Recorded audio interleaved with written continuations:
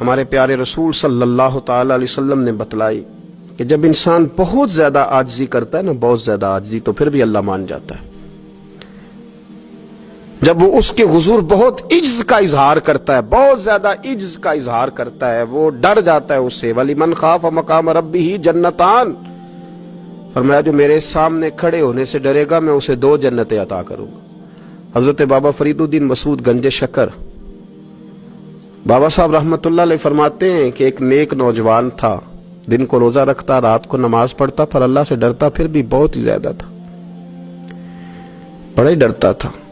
موت کا وقت آیا تو ماں ہی تھی بس اس کی، تو ماں سے کہنے لگا اماں تو میری ماں ہے، میرے ساتھ 3 وعدے تو کر۔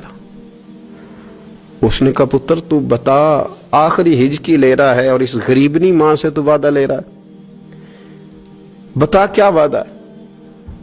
تو عرض کرنے لگا اماں جب میں مر جاؤں نا تو میرے گلے میں رسی ڈال کے تو مجھے گھمانا گھر کے صحن میں، اور لوگوں کو کہنا جو رب کی نافرمانی کرے اس کا یہی حال ہوتا ہے۔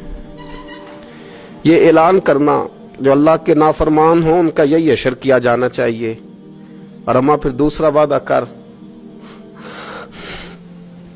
میرا رات کو جنازہ اٹھایا جائے، میں نہیں چاہتا کہ کسی کے منہ سے یہ لفظ نکل جائیں کہ وہ دیکھو اللہ کا نافرمان جا رہا ہے، رات کو میرا جنازہ اٹھانا۔ اور اماں تیسرا میرے ساتھ وعدہ کر کہ لوگ مجھے دفن کر کے آ جائیں گے تو میری قبر پہ چلی جائے گی، عمل میرے پاس کوئی نہیں، پر مجھے لگتا ہے ماں کے قدموں کی برکت سے عرش کا مالک بھی رحم فرمائے گا۔ اماں تو وعدہ کر، میرے ساتھ وعدہ کر۔ بابا صاحب رحمت اللہ علیہ فرمانے لگے کہ ماں، بوڑھی ماں نے وعدہ کر لیا۔ کہا بیٹے ٹھیک ہے، اگر تیری یہی ضد ہے تو میں تیار ہوں۔ پھر اس نے کلمہ شہادت پڑھا، اس نوجوان کی روح پرواز کر گئی۔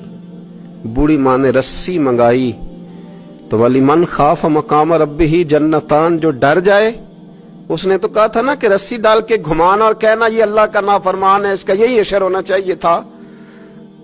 لیکن جب ماں گلے میں رسی ڈالنے لگی تو گھر کے ہر کونے سے آواز آنے لگی، خبردار یہ رب کا دوست ہے، اللہ کے دوستوں کے ساتھ اس طرح کا معاملہ نہ کیا جائے، اسے چھوڑ دیا جائے۔ اور کہا تمہیں کچھ بھی اور کرنے کی ضرورت نہیں ہے، یہ تو رب کا دوست ہے اور رب کی بارگاہ میں حاضر ہو گیا۔ کچھ کوئی بندہ کہے گا کہ یہ تو ایک بابا فرید کا سنایا ہوا واقعہ، سنیے بخاری میں حدیث ہے، نبی پاک صلی اللہ علیہ وسلم نے فرمایا، حضرت ابو ہریرہ رضی اللہ تعالیٰ عنہ راوی ہیں، حضور فرماتے ایک شخص مرنے لگا تو اپنے بچوں سے کہنے لگا کہ میں جب مر جاؤں تو مجھے جلا دینا، اور پھر میرے جلے ہوئے وجود کو پیس دینا، پھر مجھے ہوا میں اڑا دینا۔ پتر مجھے اڑا دینا، مجھے بڑا ڈر لگتا ہے، اگر رب نے مجھ سے حساب پوچھا تو میں قابل نہیں ہوں، اڑا دینا مجھے ہواؤں میں۔ اگر اس نے مجھ سے عذاب لیا تو حساب لیا تو بڑا سخت حساب لے گا۔ حضور فرماتے ہیں بخاری میں موجود ہے، اس کے بچوں نے اسی طرح کیا، اس کے مرنے کے بعد اسے جلایا، ہوا میں اڑا دیا۔ اللہ کے محبوب فرماتے ہیں رب کریم نے حکم دیا زمین کو کہ اس کے ذرات کو جمع کرو، زمین نے ذرے جمع کیے، خدا نے حکم دیا تو اس کا وجود پھر سے اسی شکل میں آیا۔ تو رب کریم نے فرمایا یہ جو تو نے وصیت کی تو کیوں کی؟ اللہ جانتا ہے کہ نہیں جانتا؟ یہ کی تو کیوں کی؟ تو رو پڑا، کہنے لگا اللہ میرے اندر تو طاقت نہیں تھی تیرے سامنے کھڑا ہو کے حساب دے سکوں، تجھے منانے کے لیے تیرے خوف سے ڈر گیا، میں ڈر گیا۔ اگرچہ ہمارے بزرگوں نے لکھا ہے کہ آج یہ وصیت کرنا، اس رنگ میں یہ طرز اختیار کرنا درست نہیں، لیکن آپ غور فرمائیے کہ نبی پاک علیہ السلام فرماتے ہیں جب اس نے کہا اللہ تجھ سے ڈر کے یہ کیا،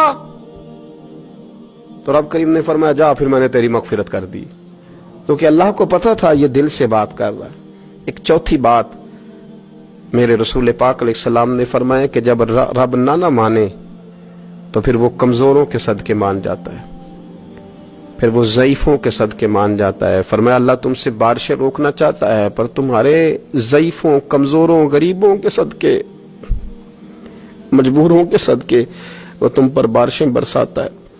حضور فرماتے ہیں رب اشغاذا اغبر لو اقسم علی اللہ لا برا، کچھ ایسے لوگ ہوتے ہیں کہ ان کے بالوں میں خاک پڑی ہوتی ہے، چہروں پہ مٹی الجھے ہوئے ہوتے ہیں، लेकिन अगर वो अल्लाह पे कसम खा लें तो अल्लाह उनकी कसम भी पूरी कर देता है।